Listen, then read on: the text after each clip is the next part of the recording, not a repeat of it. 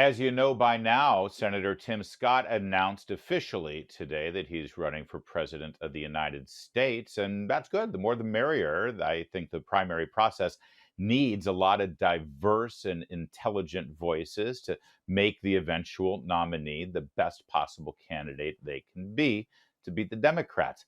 What caught our eye on O'Connor tonight was a 30-second ad that Senator Scott teased out over the weekend. Here, take a look. Today's kids are growing up immersed in a culture where everyone's a victim. We have to start teaching the necessity of individual responsibility. If you are able-bodied, you work. If you take out a loan, you pay it back. If you commit a violent crime, you go to jail. Can I get an amen? I'm telling you the truth. I'm Tim Scott, and I approve this message. Can I get an amen? Maybe my favorite part of that. Listen, he's a likable guy, and that message from that messenger is pretty damn good. Think about it, though. 20 years ago, that's normal American thinking, isn't it? Commit a violent crime, you go to jail? Why is that even controversial?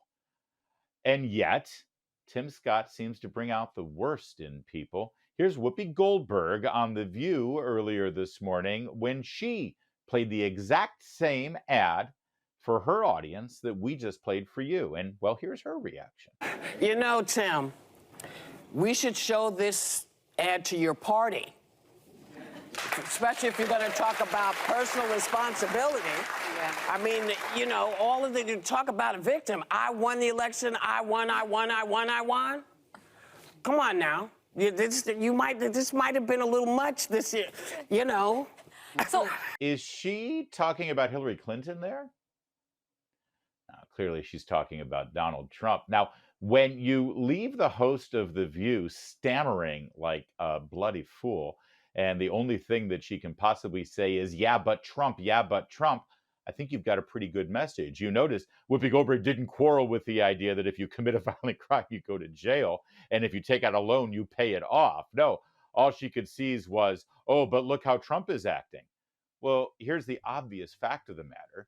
Tim Scott, as Senator of South Carolina, endorsed Donald Trump for president in 2016 and in 2020. And now he's running against Donald Trump in 2024.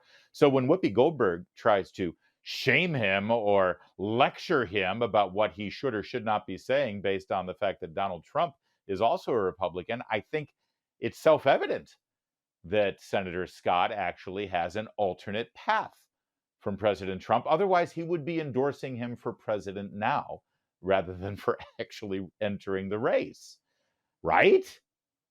But you see, this is why Senator Scott being in this campaign actually is a very powerful, powerful thing for Republicans because of the reaction from the left. You've got Whoopi Goldberg doing what she just did. You've also got radical leftists, one after another, jumping out into social media with racial attacks on Tim Scott.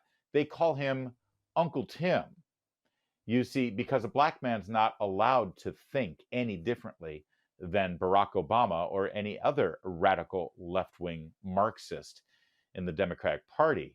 So Tim Scott gets othered. Tim Scott gets demeaned. Tim Scott gets patronized and condescended to. Tim Scott gets called Uncle Tim by the tolerant ones in our country. But here's the thing that's really hurting the Democrats. More and more black men in this country are identifying as conservative.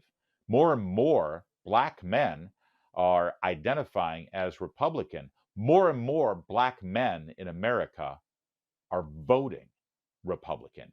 Each election for the last 3 cycles, the number of black men voting Republican has grown. The most black Americans, black men, voting for a Republican went for Donald Trump in 2020. That's the most black men in over 60 years voting for a Republican candidate for president. And now Tim Scott is voicing concerns about the future of this country if we continue down the Democrats' path. And the only response from the left is he's an Uncle Tim. I'm thinking most black men in this country see right through that, and they see themselves being called that racial slur. Good for Senator Scott for joining the race. Things are about to get very interesting in this country. That's it for tonight. We'll be back same time, same place tomorrow. In the meantime, I'll see you on the radio.